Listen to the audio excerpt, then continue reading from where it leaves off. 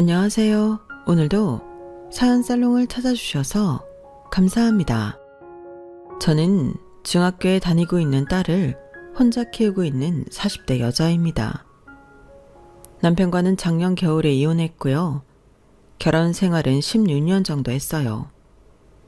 보통 그만큼 살면 큰일 없는 한 헤어지는 일이 잘 없다고 하던데 저희는 어찌 보면 반대 케이스였죠. 결혼하고 13년까지는 사소하게 다투는 일은 있었어도 이혼 이야기가 나온 적은 단 한 번도 없었거든요. 그리고 제가 예민한 성격도 아니라서 그럭저럭 남편과 잘 맞추며 살았는데 남편이 하루아침에 사업을 하겠다고 회사를 때려치니 그 후부터는 정말 치열하게 싸웠어요. 그럼에도 불구하고 우리에겐 어린 딸이 있으니 100번, 1000번 이해하려고 노력도 정말 많이 했는데 안 되는 건 안 되는 거였죠. 사업을 하고 싶어서 그런 큰 결정을 했다면 누구보다 더 열심히 책임감을 갖고 일을 진행해야 하는 게 맞잖아요. 가뜩이나 어린 자식도 있는데 와이프가 벌고 있으니 괜찮다고 생각하는 남편의 아니라고 무책임한 태도는 저를 정말이지 화나게 만들었어요.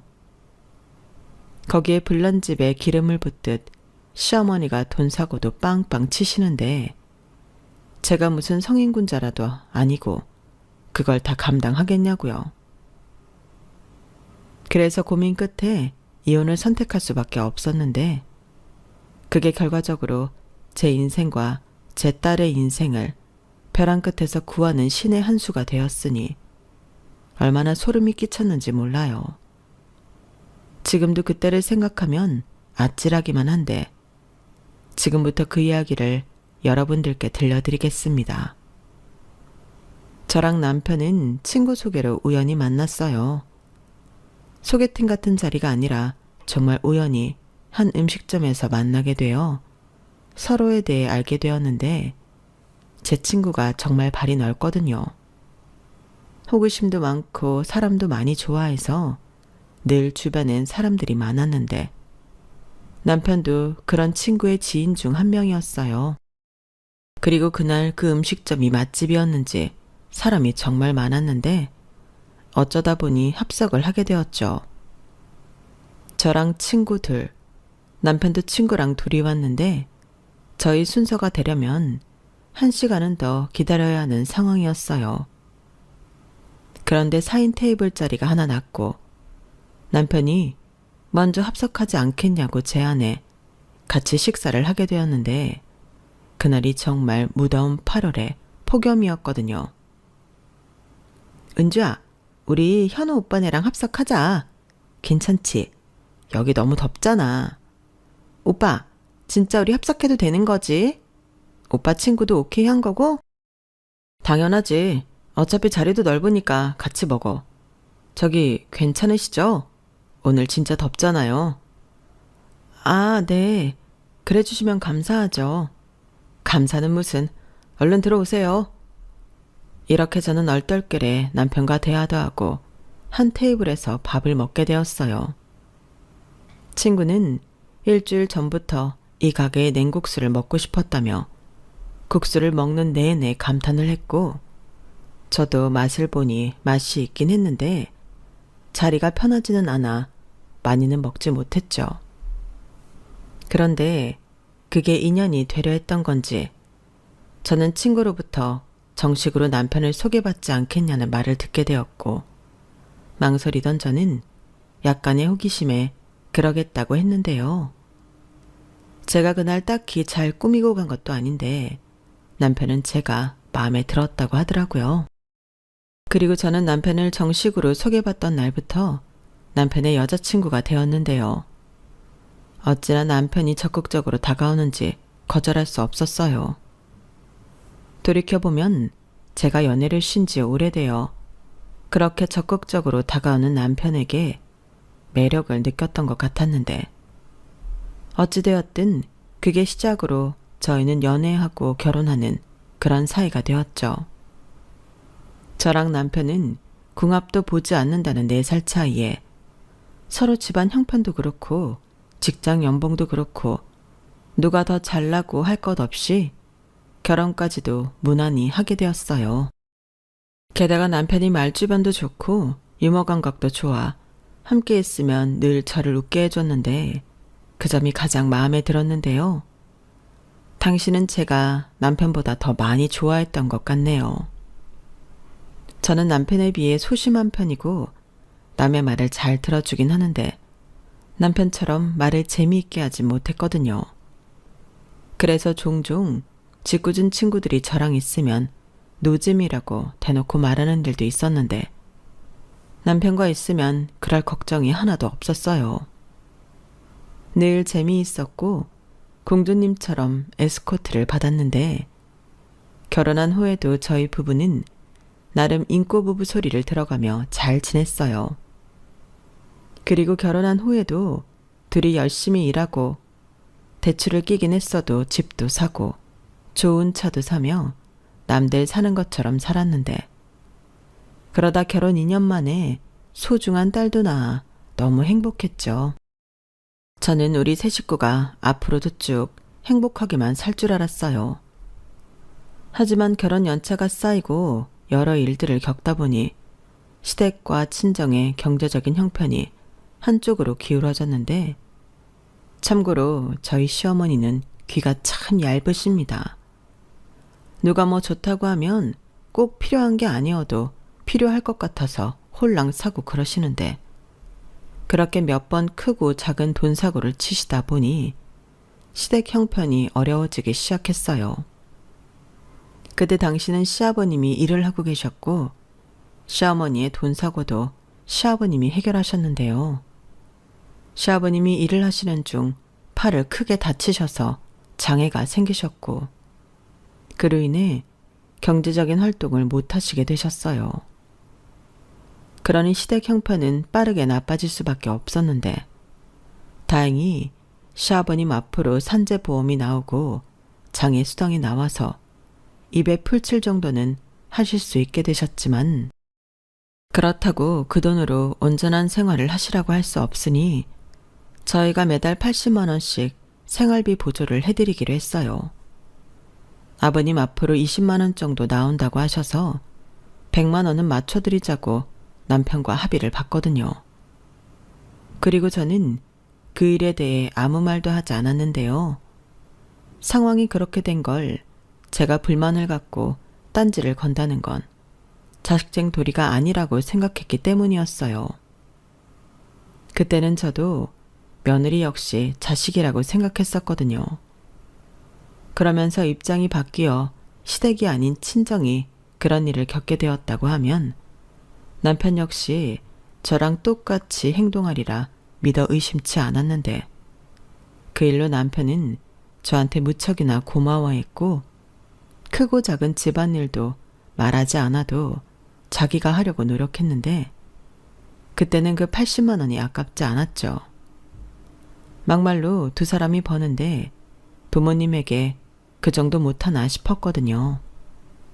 참고로 저는 결혼 전도 그렇고 결혼한 후에도 친정 부모님에게 용돈을 드린 적이 없었는데요. 지금 생각하면 저희 부모님에게 너무 죄송해요. 남의 부모한테 효도하라고 저를 낳고 키우고 시집 보낸 게 아닐 텐데 멍청하게도 친정보다 시댁을 늘 먼저 챙겼죠. 그 당시에는 그런 것도 몰랐고 제 스스로 착한 며느리병에 걸려 기꺼이 그런 호구짓을 했던 것 같아요. 그러다 8년 후 시아버님이 돌아가셨는데요. 시아버님은 장애가 생기고 난 후에도 할 수 있는 일이 있으면 늘 하려고 하시는 분이셨는데 그런 의욕이 화가 되어 그만 사고를 당해 그 길로 세상을 떠나셨죠. 저는 그런 시아버님이 너무나도 불쌍해 장례를 치르는 내내 마음이 좋지 않았어요. 물론 울기도 많이 울었죠. 그도 그럴 게 배운 게 없고 이렇다 할 능력도 없어 평생을 힘들게 사신 양반인데 그 때문인지 딸이 둘이나 있는데 부모를 살피는 딸은 한 명도 없었어요. 심지어 시아버님의 장례식에도 오지 않았는데 남편이 그러더라고요. 우리 누나들은 독해서 아버지 장례식이라고 해도 안 올 거야 라고 했는데 제가 알기로 시누이들은 시집가서 잘 사는 걸로 알고 있었어요. 그런데 자기 아버지 장례식에 올 리가 없다니 저는 이해할 수 없었는데 남편의 말은 틀린 말이 아니었어요. 시누이들은 분명히 연락이 갔을 텐데도 발이날 아침까지 장례식장에 모습을 보이지 않았는데요. 시어머니는 자기 딸 자식 없다고 생각하고 살면 그만이라며 서운한 모습을 감추지 못하시더군요. 하긴 저도 시누이가 있다는 말만 들었지 얼굴을 본 적이 없었거든요. 상견례도 그렇고 심지어 저희 결혼식에도 시누는 한 명도 오지 않았는데 보통 하나도 아니고 둘이 똑같이 독하긴 어렵지 않나요? 그래서 내심 속으로 제가 모르는 사연이 있지 않았을까 지금도 짐작만 해봅니다. 그리고 혼자가 된 시어머니는 아들에게 짐이 되고 싶지 않다시며 살던 곳에서 계속 사시겠다고 하셨는데요. 솔직히 그때는 죄송하지만 다행이라고 생각했어요. 갑자기 하루아침에 시어머니와 함께 살아야 한다고 생각하면 부담스러웠거든요. 그런데 남편은 제 생각과는 달랐는지 자기 엄마를 설득하기 시작했는데 그때는 살짝 불안하긴 했어요. 그 집에 엄마가 어떻게 혼자 지내? 그러지 말고 거기 정리하고 올라와요. 됐어. 내가 가면 니들만 불편하지. 나는 네 아버지랑 살던 곳이 편하고 좋다. 내가 언제 도시 가서 살아봤깐? 그리고 나도 내 집이 편하지. 그래도 괜히 아버지 생각이 우울할 텐데. 아니야. 동네에 친구도 많고 엄마 괜찮아. 오히려 니들이랑 같이 살면 답답해서 우울증 걸리지. 정말 괜찮겠어요? 그렇대도 걱정하지 마라. 그렇게 정 네 엄마 걱정되면 전화나 자주 하고 놀러나 자주 와. 엄마는 그거면 되니까. 엄마도 참 당연한 소리를 해요. 그렇게 시어머니가 적극적으로 합가는 싫다고 하셔서 저는 안심할 수 있었는데 저도 속으로는 양심에 찔려 남편과 별도로 저 역시 시어머니에게 안부 전화도 자주 하고 연휴같이 쉬는 날이면 시어머니 댁에 내려가겠다고 생각했어요. 이렇듯 저는 저 나름대로 자식된 도리 며느리 도리를 하며 지내려 노력했는데 남편이 그렇게 무책임하게 변할 줄은 상상도 하지 못했었죠.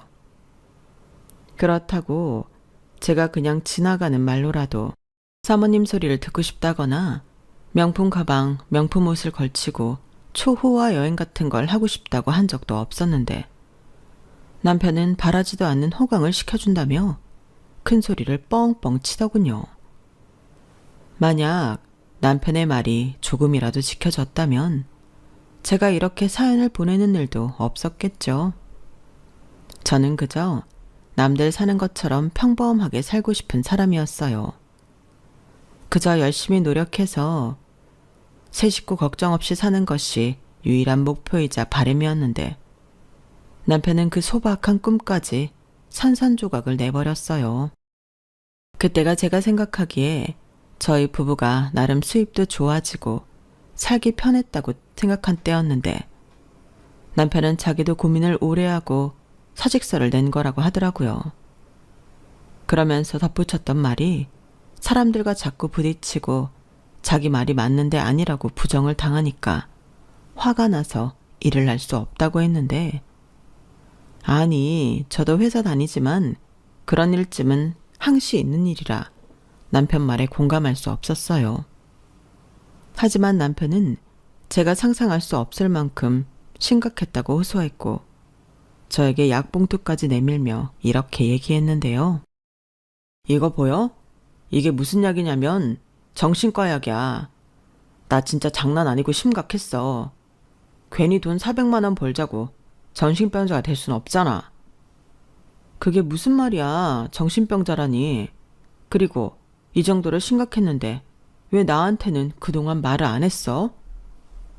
그야 자기가 걱정할까 봐 그랬지. 알잖아. 내가 자기 얼마나 생각하는데.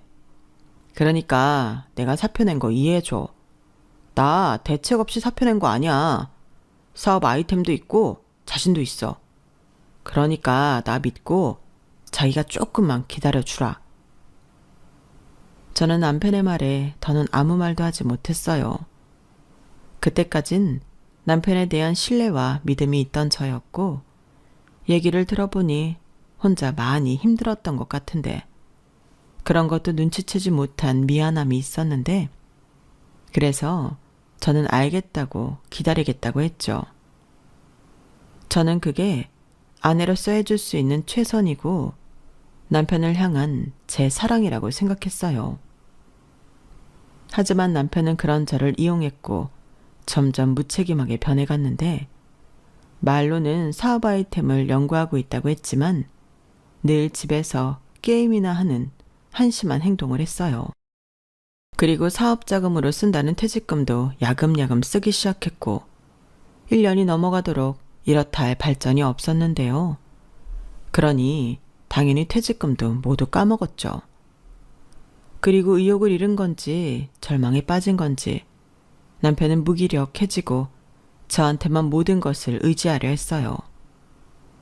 처음에는 그런 남편도 짠하다고 생각하고 미워하거나 원망하지 않으려 했는데 시간이 지나면서 저도 버거워지더군요. 남편은 그런 저를 보고 당신 변했어. 사람이 그러면 쓰냐? 라고 실망했다느니 헛소리를 했는데 자기도 양심이 있어야죠. 대출금, 생활비, 딸아이 양육비 및 교육비 전부 제가 부담하고 있는데 사지 멀쩡한 남자가 저런다는 게 말이나 되는 소린가요? 그 이후 저랑 남편은 아주 작은 일에도 피 터지듯 싸웠어요. 아니, 그렇게 해서라도 남편을 다시 일하게 만들어야 한다고 생각했는데 너무 놀았던 것이 문제였을까요? 남편은 점점 배짱이가 되고 싶어 하더군요. 시연아빠, 나랑 얘기 좀 해. 당신 회사 그만둔 지 오늘 며칠인 줄 알아?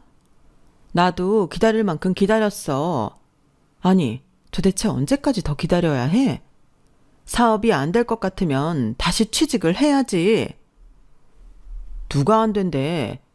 나 지금도 열심히 구상하고 있어. 괜히 섣불리 시작했다가 돈이나 까먹고 빚지기 싫어서 고심하고 있는데 자기가 뭘 한다고 잔소리를 해. 그럼 잔소리 안 하게 생겼어? 나 혼자 벌어서 세 식구 먹여 살리고 있는데 당신 퇴직금 얼마 남았는데? 그거 남아있긴 해? 관심 꺼. 내 돈이잖아. 그리고 다른 집도 외벌이 많거든? 근데 그게 꼭 남자가 벌어야 하는 건 아니잖아. 여자도 능력 있으면 벌어서 가족들 먹여 살릴 수 있지. 혹시 알아? 내 사업이 대박 나면 자기도 자기 덕이라고 할 거잖아. 대박은 기대도 하지 않아. 나는 그냥 자기가 예전처럼 직장에 다녔으면 좋겠어. 회사 그만두고 뭐 하나 발전한 건 없잖아. 왜 없어? 자기가 모른다고 사람을 매도하지 마. 그래, 알겠어. 당신이 그렇게 주장하니까 더 기다릴게. 하지만 올해는 못 기다리고 3개월 안에 지금이랑 다른 게 없으면 그때는 다시 취업해. 취업은 뭐 쉬운 줄 알아? 1살이라도 더 젊을 때 해야지. 그리고 이런 말까지는 어지간하면 안 하고 싶었는데 집에 있으면 집안일도 좀 하고 그래. 사람이 힘들게 일하고 퇴근했는데 자기 먹은 설거지랑 어질러진 집 보면 얼마나 짜증나는 줄 알아? 진짜 너무하네. 알겠다. 내가 정말 더럽고 치사해서 못 살겠네. 돈 벌어다 주면 되잖아. 사람이 왜 이렇게 변했어? 언제부터 이렇게 돈돈거렸는데. 진짜 질린다. 남편은 저한테 저런 막말까지 하며 저를 나쁜 사람으로 몰았어요. 하지만 저는 그런 남편의 말에 아랑곳하지 않았는데 제가 나쁜 사람이 되어도 남편이 가장 노릇을 할 수 있다면 저는 상관없다고 생각했죠. 그리고 남편은 정말로 일을 하는 건지 아니면 저에게 보여주기 위함인지 그 후부터는 집보다는 밖에 있는 시간이 많아졌는데요. 솔직히 믿음은 가지 않았어요. 다만 밖에서 일자리라도 구하러 다녔으면 좋겠다는 바람이 있었는데 그러다 잠시 잠잠했던 시어머니가 돈 사고를 쳤다고 SOS를 치셨어요. 그야말로 엎친 데 덮친 격이었죠.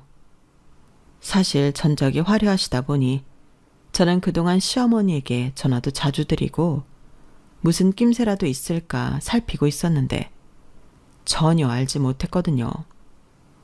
그렇다고 그 연세에 시어머니가 치밀해봤자 제 손바닥이라고 생각했는데 완전히 제 오만이었어요. 시어머니는 그동안 공공근로 같은 일을 하시며 용돈벌이도 하고 친구들도 사귀어 노신다고 하셨거든요. 그리고 그건 사실이기도 했는데 다만 그 어울려서 노신다는 친구들이 문제였어요. 어디서 꾀임을 당하신 건지 그 친구분들이랑 떴다방 같은 곳을 다니신 모양이었는데 그러다 잘 알지도 못하시면서 편하게 돈을 벌 수 있다는 말에 속아 다단계 회사를 다니셨어요. 그리고 일수인지 사채인지 빚도 무려 2천만 원 넘게 만드셨는데 당신이 해결할 능력이 없으니 저희에게 연락을 하신 것 같았어요. 참고로 시어머니는 남편이 회사를 그만두고 놀고 있다는 사실을 모르셨는데 당신 아들이 당신 돈 문제를 해결해 줄 거라고 쉽게 생각하신 듯 보였어요. 하지만 현실은 그게 아니었으니 남편에게 연락을 하셨다가 그런 건 집사람한테 얘기를 해야지. 우리 집 경제권은 전부 그 사람이 가지고 있어. 엄마, 앞으로는 돈 문제 만들면 안 돼. 그리고 집사람한테 얘기할 때 꼭 마지막이라고 해. 알겠지? 라는 말을 들었다고 하셨는데 아무래도 남편이 자기 입으로 자기가 지금 놀고 있다는 말을 못해서 저런 말을 한 것 같았어요. 그래서 마음 같아서는 있는 사실을 모두 까발리고 싶었지만 꼭 참았는데요. 그때까진 이혼할 생각이 없었거든요. 미우나 거우나 내 남편이고 시어머니가 아시면 속상할 테니 그 말은 꾹 참고 이게 처음이자 마지막이라고. 다음에 또 돈 사고 치시면 그건 못 갚아드리니 그런 줄 아시라고 말씀을 드리고 쓰린 속을 달래며 시어머니의 빚을 전부 갚아드렸어요. 그리고 그 돈을 갚는데 제 적금을 깨게 되었는데요. 어찌나 속이 상하든지 그 돈은 꼭 남편한테 받아야겠다 싶었죠. 다른 사람도 아니고 자기 엄마가 돈 사고 친 건데 그것까지 저에게 미루면 안 되는 거잖아요. 그래서 그날 저녁 남편에게 바로 돈 이야기를 했어요. 자기가 어머니한테 돈 얘기는 나한테 하라고 했다며 왜 곤란한 일을 나한테 미뤄? 그럼 어쩌냐? 내가 지금 그걸 해결할 능력이 없잖아. 자랑이다. 그래서 그걸 마누라한테 시킨다고? 돈 맡겨놨어? 진짜 그놈의 돈 내가 번다고. 그래, 말 나온 김에 나는 무슨 일이 있어도 그 돈은 받아야겠다. 나 어머니 빚 갚아드린다고 적금도 깼어. 손해가 얼마나 난 줄 알아? 적금이 손에 나 받자지. 자기랑 나랑 남이냐? 장모님이 돈 사고 쳤어도 자기 똑같이 했을 거잖아. 시어머니랑 친정엄마랑은 달라? 여기서 왜 갑자기 우리 엄마 얘기를 해? 그럼 다르지. 만약에 우리 엄마가 그랬다면 나는 내가 능력 없다고 해도 자기한테 얘기도 안 해. 내가 무슨 일이 있어도 혼자 해결하지. 아, 예, 잘나셨어요. 나는 못나서 그렇게 못했네요. 미안합니다. 됐냐? 진짜 가지가지 한다. 됐고, 나 다음 달부터 매달 100만 원씩은 받아야겠어. 뭐? 100만 원? 그래, 다른 건 모르겠지만 그 정도는 받아야 어머니 빚 갚아드린 거며 생활비며 나도 보탬이 되지. 그동안은 내가 전부 다 부담하고 살았잖아. 자기 1년 넘게 공짜로 산 거 알지? 이젠 하다하다 집주인 행세까지 하냐? 왜 매달 월세랑 생활비까지 달라고 하지? 그래, 그래서 100만 원씩 달라고. 왜? 그게 많아? 우리 집에서 지금 나가는 고정 지출금이 얼만데 그게 많아. 나가서 막노동을 하던 대리운전을 하던 100만 원은 제 날짜에 줘. 남편은 저의 단호한 말에 아무 말도 하지 않았어요. 얼굴을 보니 단단히 삐친 듯 보였고 저는 그게 제 진심이었기 때문에 물러서지 않았어요. 그리고 금방 한 달 뒤가 되었는데 남편은 저한테 돈을 줄 생각이 없어 보이더라고요. 그래서 그날부터 치사한 방법이긴 하지만 남편 밥은 차리지도 않고 남편을 유령 취급했는데요. 저희 남편이 식탐이 많거든요. 특히 배달 음식을 시켰는데 남편 걸 따로 시켜주지 않으니 많이 서운한 눈치였어요. 그리고 치사하다며 그 후부터 80만 원, 50만 원, 100만 원 들쑥날쑥한 금액을 저에게 가져다 뒀는데 일단은 이렇게라도 남편에게 돈을 가져오도록 해야겠더라고요. 하지만 남편은 여전히 특정한 직업이 없었고 이렇게 살다가는 미래가 불안해 저는 고민이 많아질 수밖에 없었는데 그러다 우연히 친구한테서 부업 이야기를 듣게 되었어요.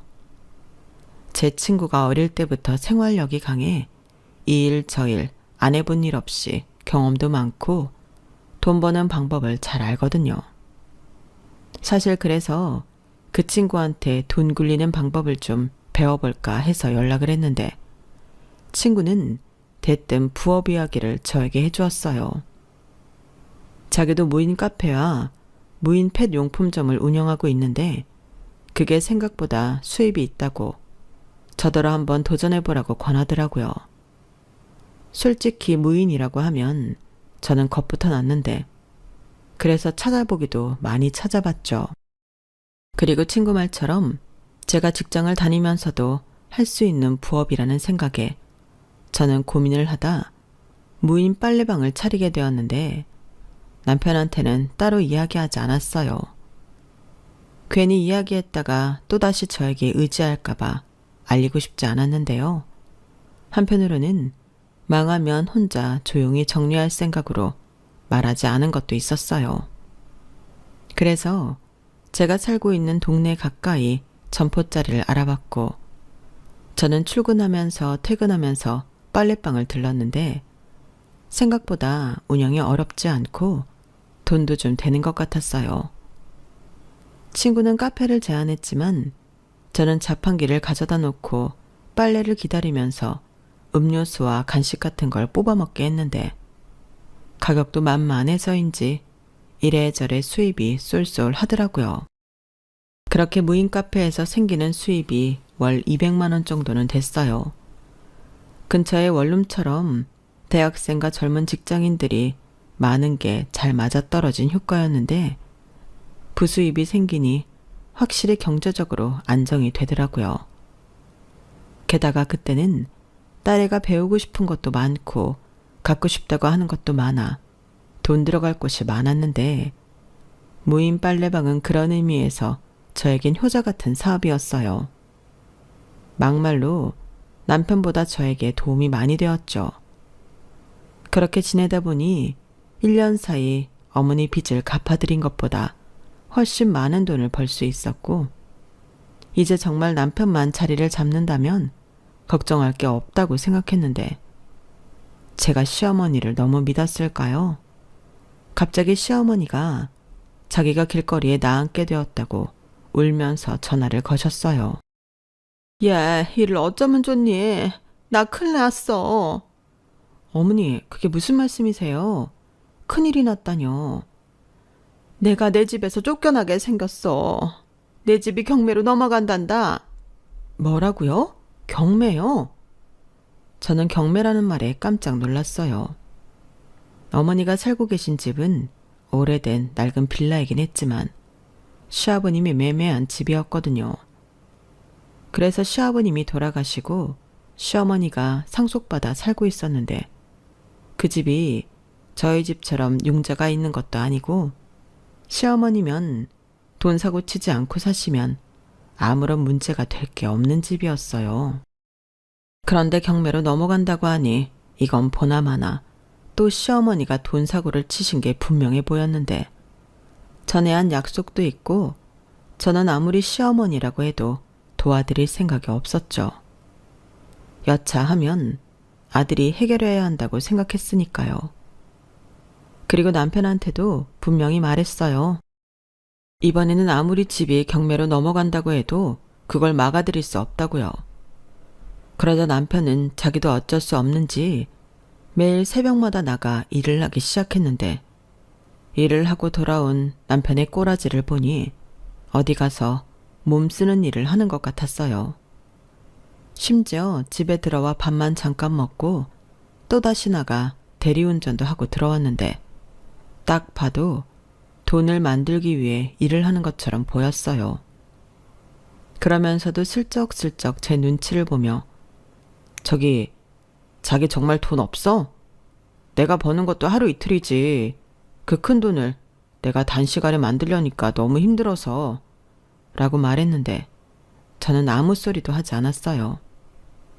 괜히 여지를 줬다가는 이게 웬 떡이구나 하고 저에게 다시 들러붙을 것 같았는데 그 꼴은 다시는 보고 싶지 않았죠. 그래서 지난번 돈 갚아드린 것도 있고 나는 그것도 아직 못 메꿔서 돈이 없다고 딱 잡아댔는데요. 그땐 참 시어머니도 이해할 수가 없었네요. 연세가 적지도 않으신데 무슨 돈 욕심이 있다고 그렇게 계속 돈 사고를 치고 다니시는지 자식된 입장에서 답답하기만 했는데 나중에 시어머니가 저에게 그러셨어요. 자기도 자식한테 도움이 되고 싶어 그랬다고요. 그런 말을 들으니 또 한편으로는 이해도 됐는데 그래도 자기 능력 밖이라고 생각하면 알아서 절제를 하셔야지. 있는 돈을 까먹는 것도 아니고 없는 돈을 빌려서 큰 돈을 벌어보겠다고 생각한 그 자체가 잘못이라고 저는 바른 소리를 했어요. 그러자 시어머니는 자기 마음도 몰라준다고 저더러 매정하다 하셨고 그 순간 저도 욱해서 남편이 회사 때려치우고 벌써 몇 년째 놀고 있다는 말을 해버렸네요. 뭐? 내 아들이 놀아? 네, 무슨 사업을 하겠다고 놀고 있는데 퇴직금도 다 까먹고 제가 저희 집 가장이에요. 지난번에 어머니 빚도 제가 제 적금 깨서 메꿔드린 건데 그래서 제가 말씀드렸잖아요. 다음번엔 못 막아드린다고요. 아니, 어쩌다 그놈이 그랬다는 거니? 아, 너는 그걸 안 말리고 뭐 했어? 제가 어떻게 말려요?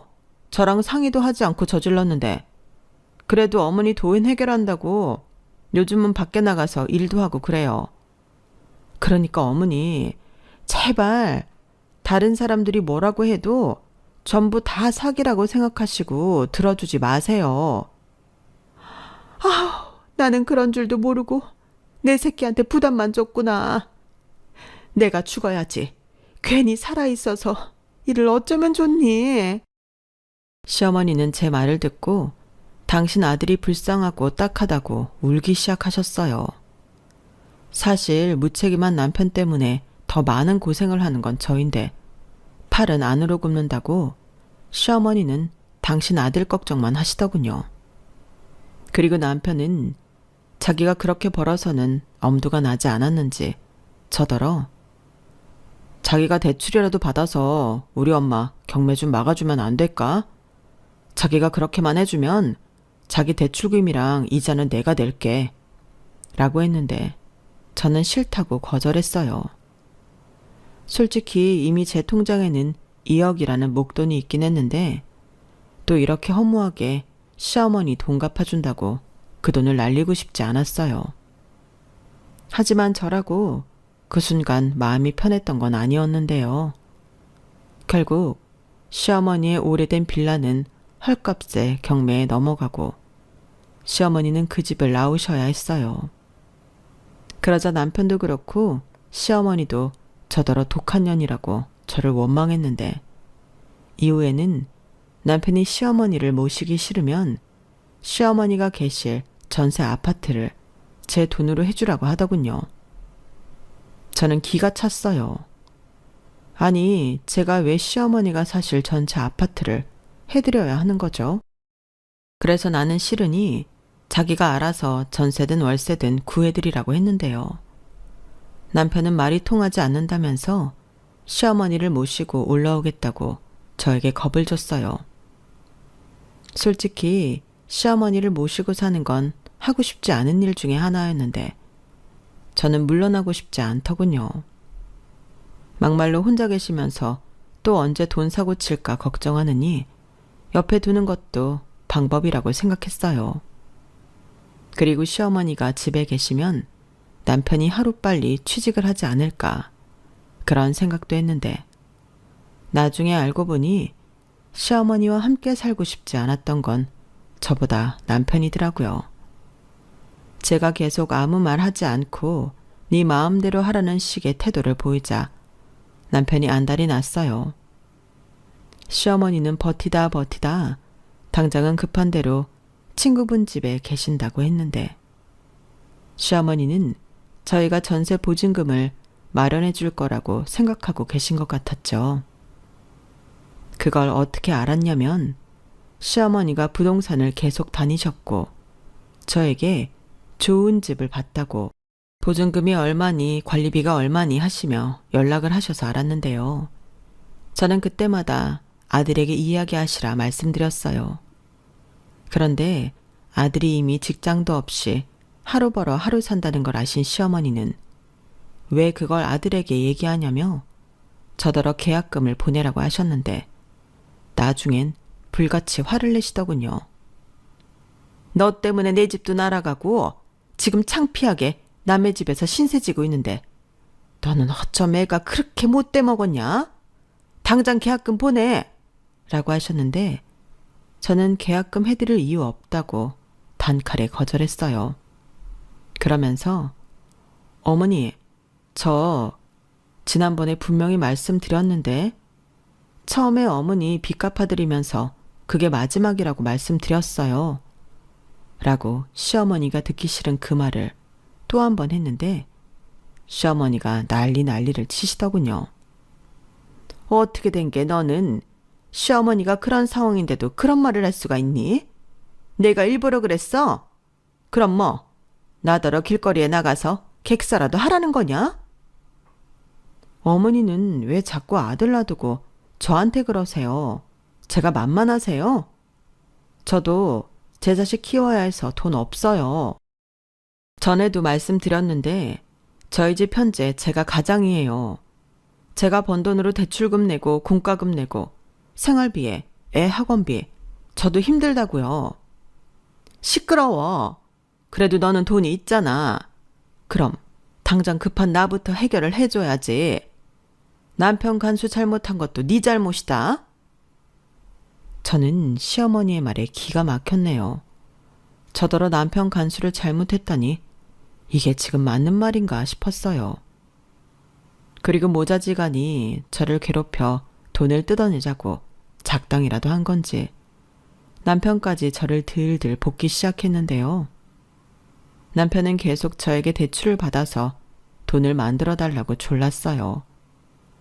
자기는 신용이 없어 대출을 못 받는다며 저에게 계속 푸시를 했는데 기가 막힌 건 그 와중에도 시어머니가 정신을 못 차리고 핸드폰으로 무슨 소액 결제를 하시는지 핸드폰 요금이 100만 원 넘게 나왔다 하더군요. 그리고 시어머니 이름으로 개통된 핸드폰이 총 3대였는데요. 그것도 사기였어요. 어떤 사기꾼이 돈을 만들어 주겠다고 핸드폰을 개통만 하라고 했다는데요.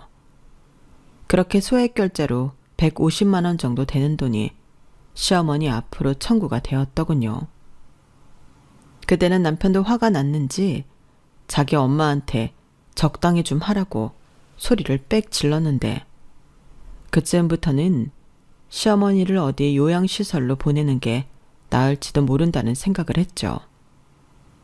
하지만 그 얘기를 했다가는 저를 잡아먹을 것이 분명했기에 그 말은 하지 않았는데요. 그러다 문제가 생겼어요. 저랑 남편은 공인인증 암호가 똑같은데 글쎄 남편이 저 몰래 제 공인인증서로 제 계좌를 확인한 거예요. 거기에 입출금 내역으로 제가 부업을 하고 있다는 사실까지 알게 된 남편은 노트북 파일을 뒤져 제가 무인 빨래방을 하고 있다는 사실도 알게 되었는데요. 주인 몰래 뒤져본 죄책감은 하나도 없이 남편은 아주 저를 사기꾼으로 몰았어요. 이럴 줄 알았으면 공인인증서 암호를 바꿔버리는 건데.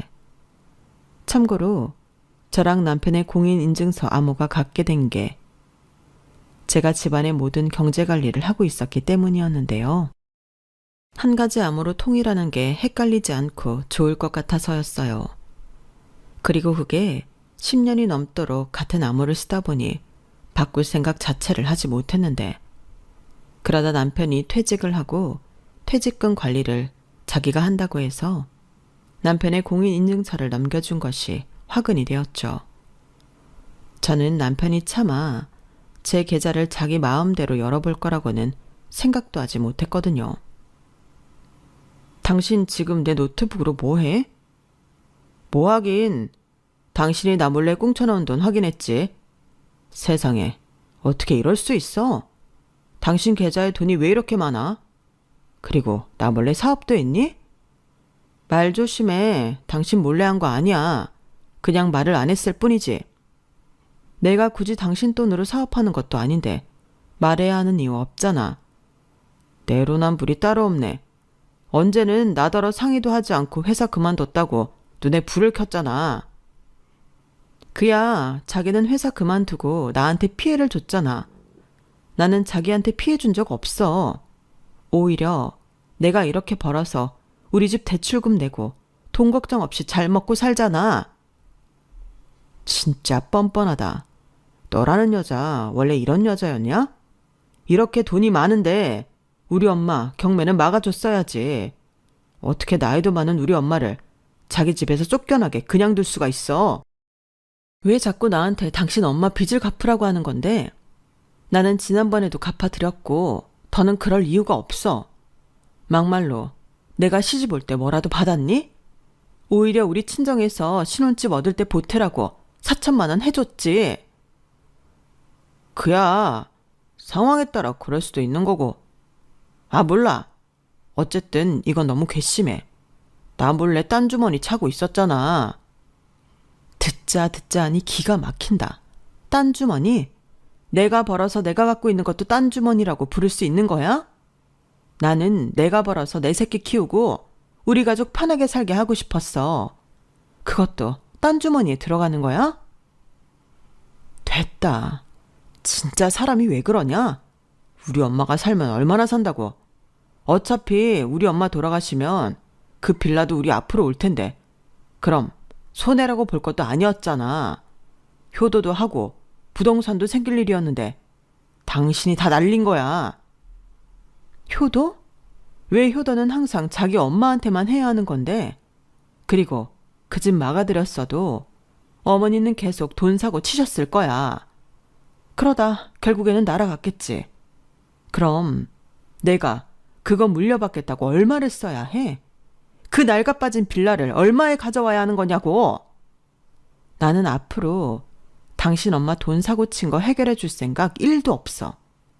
그러니 효도하고 싶으면 당신이 벌어서 당신 돈으로 해. 지금 시어머니 집도 그래. 월세든 전세든 자기가 하라고.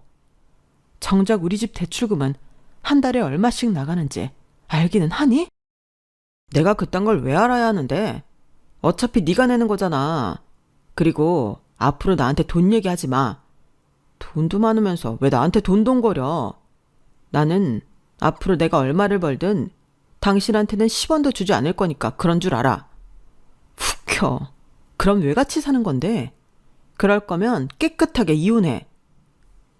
저는 그때 처음으로 제 입으로 이혼 소리를 했어요.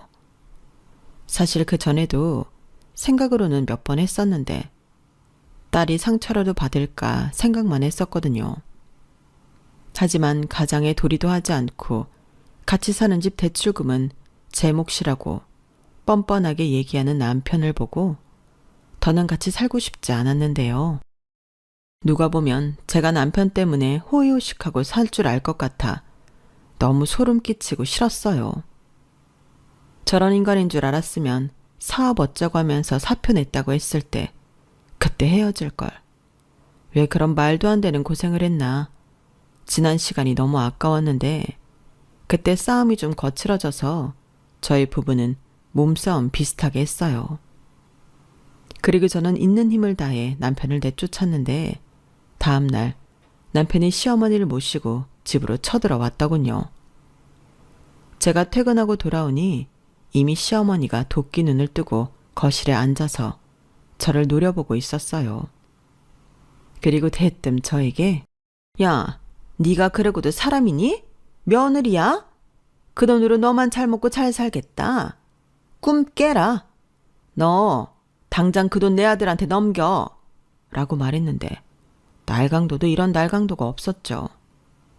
그래서 기가 차서 웃으며 미리 법원에 가서 챙겨온 합의이혼 서류를 그 모자지간 앞에 던지듯 날렸는데 남편은 저 보란 듯이 이혼 서류를 푹푹 찢어버렸어요. 제가 가지고 있는 돈의 절반과 이 집을 넘긴다면 이혼해줄 의사가 있지만 그게 아니라면 절대 이혼은 못 해준다고 하더라고요. 그래서 네 마음대로 하라 했습니다.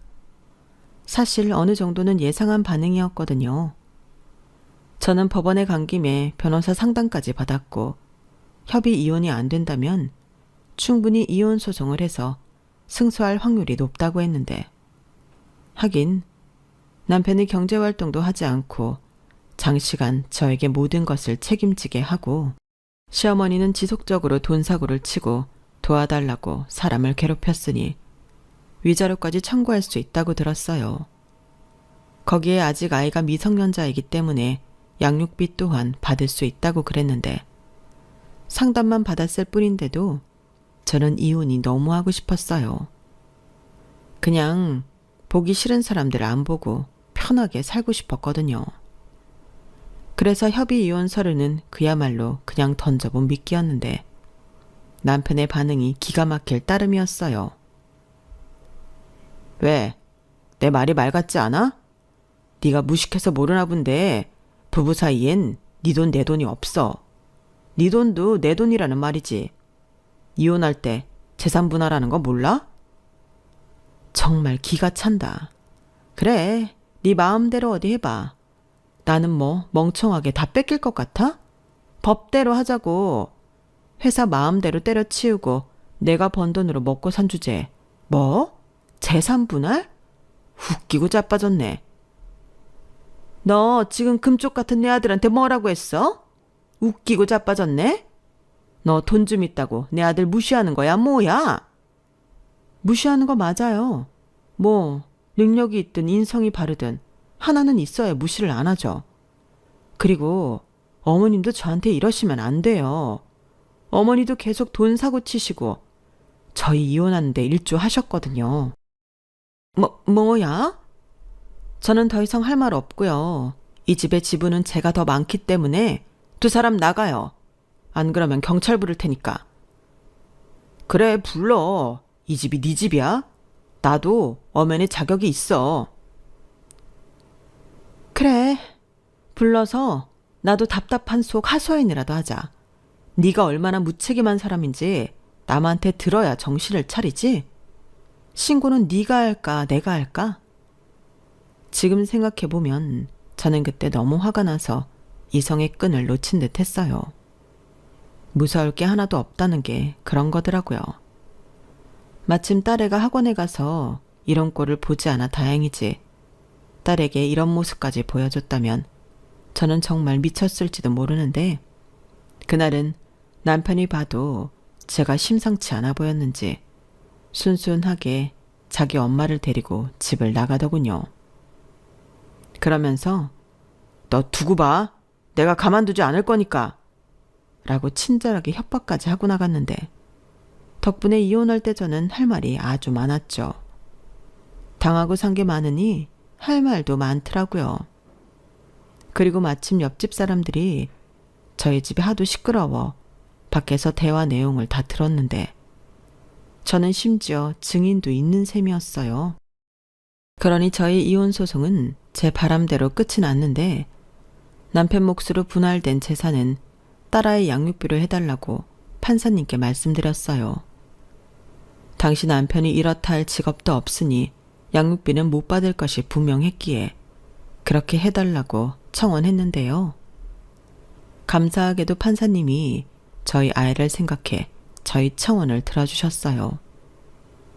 그리하여 남편은 정말 뭐 하나 건질 거 없이 개털로 쫓겨났는데요. 직장도 없으니 고향으로 돌아가 시어머니랑 같이 살면 되겠다 싶었죠. 그래서 시간이 좀 걸리긴 했어도 이혼이 확정된 후 저는 집을 처분했는데요. 아주 많이는 아니지만 집값도 올라 참 다행이었죠. 그리고 저는 고민 끝에 친정 근처로 이사를 결정했는데 감사하게도 친정 부모님이 많이 도와주셨어요.